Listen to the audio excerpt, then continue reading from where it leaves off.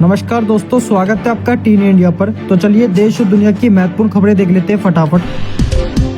झारखंड सरकार ने सहारा समूह को 15 दिनों के अंदर 400 करोड़ रुपए निवेशकों को लौटाने का अल्टीमेटम दिया है। ऐसा नहीं करने पर समूह के निदेशकों के खिलाफ गिरफ्तारी की कार्रवाई की जाएगी। पुलिस महानिदेशक ने सहारा इंडिया की लीगल टीम को चेतावनी दी है और उनकी मांग को अस्वीकार कर दिया है कि झारखंड में बंद ऑफिस खोले जाएं।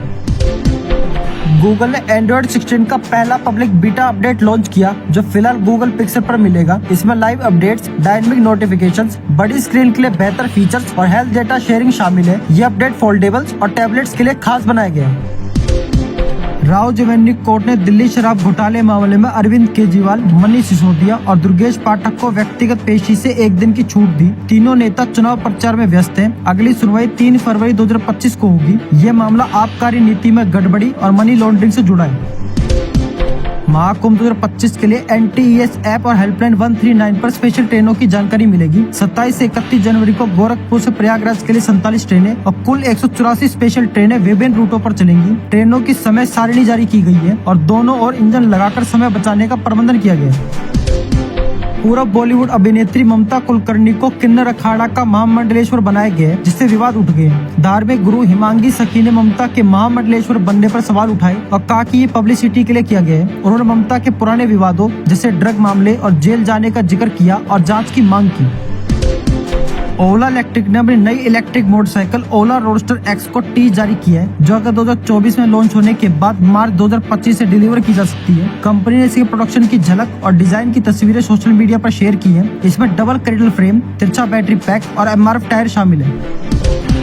ताजमहल में शाहजहां का 370वां और 26 से 28 जनवरी तक होगा। इस दौरान सभी भारतीय और विदेशी पर्यटक बिना टिकट ताजमहल देख सकेंगे। खास बात यह है कि तय खाने में शाहजहां और मुमताज की असली कब्रें सिर्फ इन दिनों के लिए खुलेंगी और उसमें सुरक्षा कड़ी रहेगी और गुस्ल, संदल, चादर पोशी की रस्में होंगी।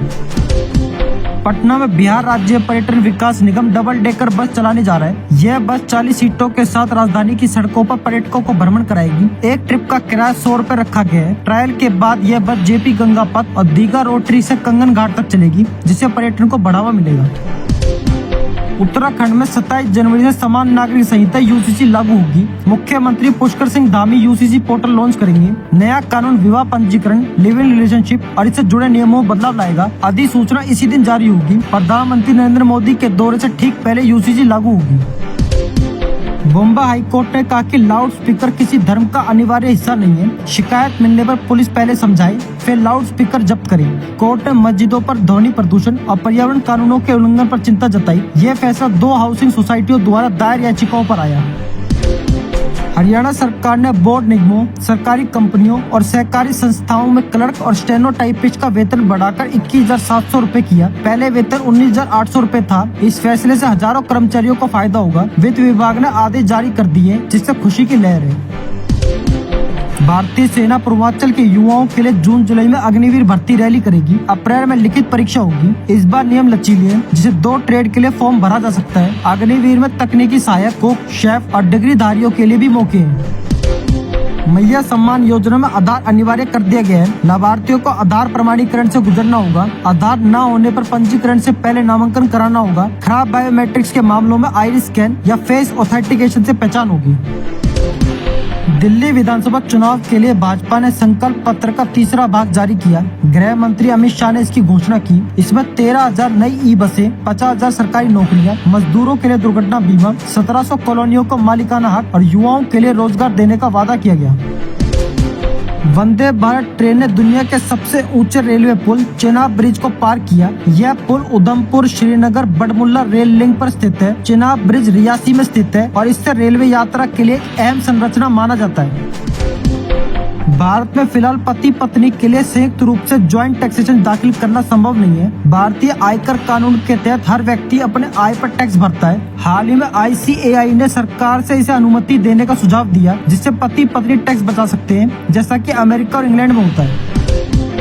उत्तर प्रदेश के संभल के गांव अलीपुर खुर्द में खुदाई के दौरान सोने के सिक्के मिले, जिनमें कुछ ब्रिटिश काल के और कुछ 300 से 400 साल पुराने थे।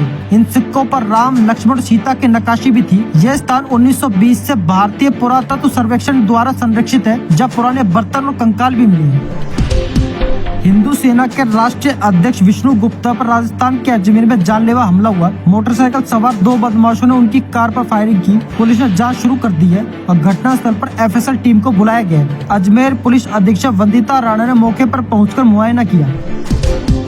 यूएस ने 26/11 मुंबई हमले के दोषी तावर राणा को भारत को सौंपने की मंजूरी दे दी है। 21 जनवरी 2025 को अमेरिकी सुप्रीम कोर्ट ने राणा की याचिका खारिज कर दी, जिससे उसकी भारत प्रत्यार्पण की प्रक्रिया पूरी होगी। राणा पाकिस्तान मूल के कनाडियन नागरिक है और उन्हें भारतीय अधिकारियों को सौंपा जाएगा। न्यूरोलॉजिस्ट डॉक्टर कदम नागपाल ने मस्तिष्क की याददाश्त को प्राकृतिक तरीके से बढ़ाने के लिए 6 आदतों के बारे में बताया। उन्होंने कहा कि याददाश्त को बेहतर बनाने के लिए जरूरी है कि हम अपने जीवन में कुछ खास आदतों को शामिल करें। याददाश्त केवल जानकारी को स्टोर करने और प्राप्त करने का तरीका नहीं है, बल्कि ये हमारे व्यवहार को भी प्रभावित करती है। फटाफट बुलेटिन में आज बस इतना ही। मिलते हैं अगली वीडियो में। अगर आपको वीडियो पसंद आई तो इसे लाइक करें, शेयर करें और चैनल को सब्सक्राइब करना ना भूलें। धन्यवाद।